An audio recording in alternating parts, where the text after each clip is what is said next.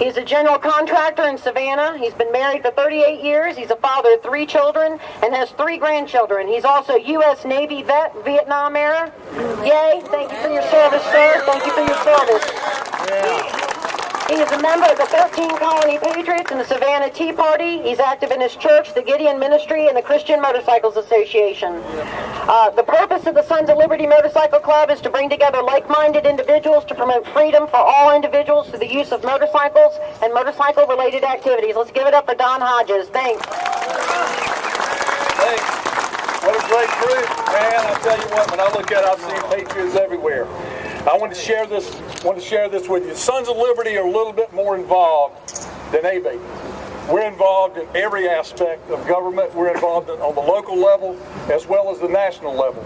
We've been to D.C. several times, and we go all over the country. Whenever something's going on, we're there. And I'm going to tell you something. If you don't wake up, your rights are going to be taken away from you. Right. That's right. We're working on it now. What is a patriot? Webster's dictionary describes a patriot as one who loves his country and zealously supports its authority and interest. We've gathered here today because we are patriots. Patriots who are willing to fight to restore the soul of this great country. No country in the history of man has ever been blessed by God like America. But our apathy as God-fearing Americans, by trusting our legislators behind us to look out for what is in our best interest, has backfired on us. We are now forced to get involved, and as far as the Sons of Liberty is concerned, we will stay involved, and we are active. We're going to stay active by holding our leadership accountable. We've been slowly watching our Constitution being systematically dismantled by the regime in Washington, D.C. These individuals do not care about the rule of law or our Constitution. They have an agenda, and that is to take America down at any cost. And now we're watching these non-elected appointees subvert our rights by regulation without legislation. You know, that's why this money was given. It wasn't legislated.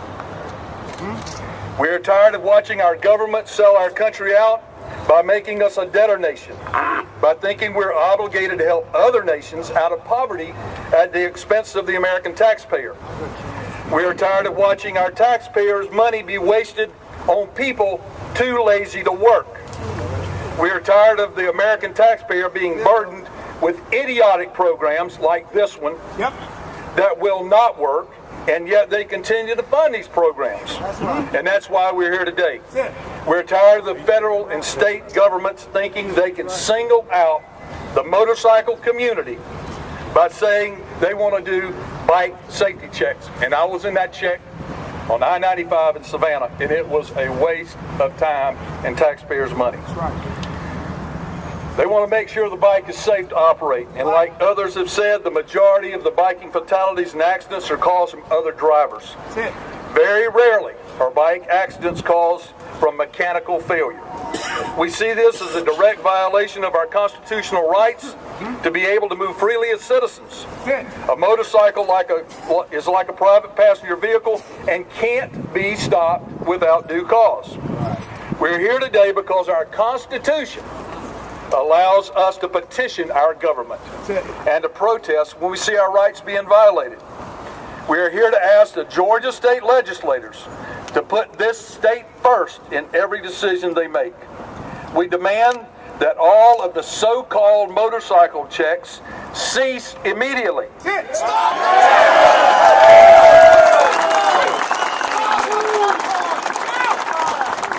And we demand that all taxpayer funds be returned and that any future grants dangled in front of the legislators by our federal government be denied. That's right. This country is standing on the edge of a cliff right now. And unless we have responsible leadership that will put all of the special interests and their own self-interest aside and be determined to make the hard choices to save this great country and state, we will fall. We will then cease to be the shining city on a hill that President Reagan said we once were. That's right. And I want to leave you with this. About 10 years ago, I was on a plane flying back from Russia. I've been on several mission trips over there.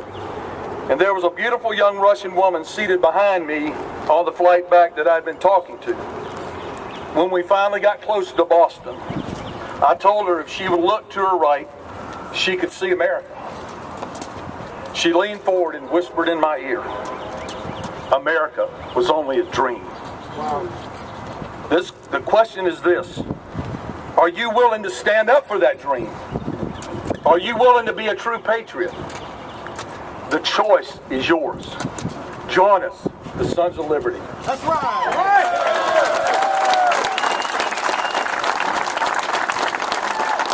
Thank you, Don.